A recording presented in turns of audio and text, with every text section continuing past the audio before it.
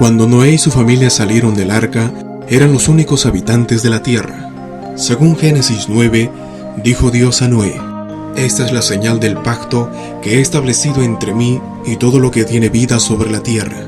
Si nosotros estamos hablando de Brit, la palabra hebreo de pacto, en un pacto siempre hay dos lados. ¿Cuál es el señal de pacto que Dios no va a volver a destruir la tierra? El arco iris. No habrá más diluvio de aguas para destruir todo ser vivo. Estará el arco en las nubes. Lo veré y me acordaré del pacto perpetuo entre Dios y todo ser viviente.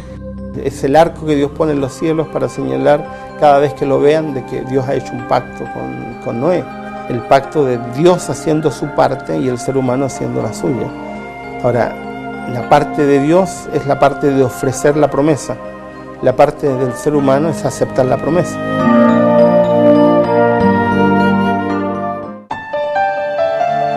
Hace más de 3 siglos, Isaac Newton logró demostrar con ayuda de un prisma que la luz blanca del sol contiene colores. El experimento de Newton es relativamente fácil de reproducir, pero muchos siglos antes de que naciera Newton, la naturaleza ya había descompuesto la luz del sol ante los ojos de nuestros antepasados.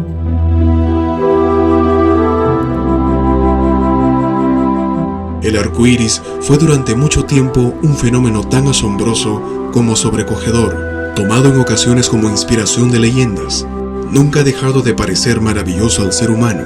Ahora lo que está diciendo es, no te olvides, cuando veas eso, que yo he hecho un pacto con ustedes, que he hecho un pacto con Noé.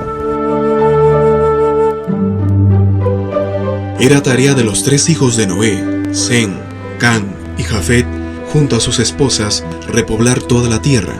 Para entender la rapidez con que la población pudo crecer, es importante entender el crecimiento exponencial. Empezando de 8 personas después del diluvio, la población se tuvo que duplicar solamente 30 veces para alcanzar 8.600 millones de personas. Según la Enciclopedia Británica, para el tiempo de Jesucristo, la población mundial era de unos 300 millones. La población subía y bajaba en la Edad Media principalmente debido a las plagas, pero bien pudo haber alcanzado 800 millones para el inicio de la Revolución Industrial en 1750. Para 1974 llegaron a ser 4.000 millones de personas, así que el promedio de crecimiento de 1960 a 1974 fue de 2.1%, y de 1974 a 1990, cuando la marca alcanzó los 5.000 millones de personas, el promedio de crecimiento bajó al 1.4%. Podríamos decir que esto se debió al control prenatal de esa época. Por supuesto, el crecimiento poblacional no ha sido constante. Sería lógicamente razonable pensarlo así, pero si se le ocurriera a 4.500 años ponerle solamente un estimado de 100.000 años, entonces ¿dónde están los cuerpos? Esto sonaría como falacia si es que no existiera tal descendencia de Noé. Pero en el registro bíblico nos dice que los hijos de Noé fueron los progenitores de todos los pueblos de la tierra. La tradición sacerdotal hebrea, que recogió por escrito el desarrollo del diluvio, atribuye a los hijos de Noé el origen de todos los pueblos conocidos en el 2º milenio a.C. A Jafet se le atribuye los pueblos indogermanos que ocuparon el Asia Menor, Cáucaso y Asia Media. Fueron pueblos que alcanzaron una amplia extensión de territorio. Cam fue el precursor de los pueblos de la franja mediterránea y la costa africana, como los egipcios, fenicios, gente de Canaán, parte de los habitantes de Anatolia, incluso los de Mesopotamia. Y de Sem surge el pueblo de Israel, Siria, Mesopotamia y Arabia. Solo hemos dado una mirada somera de los descendientes de Noé. Hasta el momento la Biblia se mantiene sola como la llave para las tempranas etapas de la historia del mundo. Y Dios hizo un pacto con Noé. Nunca más va a ocurrir lo que ocurrió, así que Dios ha cumplido su palabra. Este pacto introdujo un nuevo principio de gobierno humano, como un medio de frenar el pecado, en el que se instituyó la pena capital para aquellos que tomaran la vida de otro hombre. Y al hombre le fue permitido comer carne fresca de animales, con excepción de la sangre, en lugar de vivir solamente de vegetales. Cuando Dios le indica a Adán con qué deben alimentarse, Dios le dice claramente a Adán que se alimente de frutos y de semillas. Después de Noé, la gente empieza a consumir grandes cantidades de carne.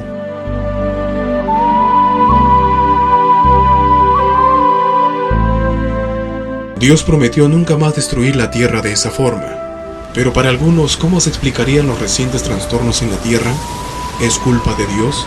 El eje de la tierra no es exactamente igual al que existía antes del diluvio, porque las capas tectónicas han ido variando, los terremotos han ido aumentando. El fenómeno climático que estamos viviendo a nivel mundial es producto de la decisión de Dios.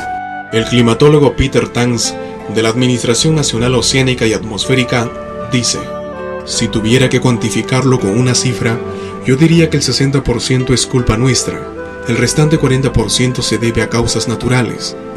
¿Qué tenía que cumplir el hombre en relación al pacto? Sino como Noé en su época, que la Biblia dice, Tzadik tamim haya bedorotav, era un justo y íntegro en sus generaciones. Quiere decir, incluso en sus generaciones, cuando todo lo que lo rodeaba se buscaba solo la ganancia, la violencia, el placer a corto plazo, él era diferente.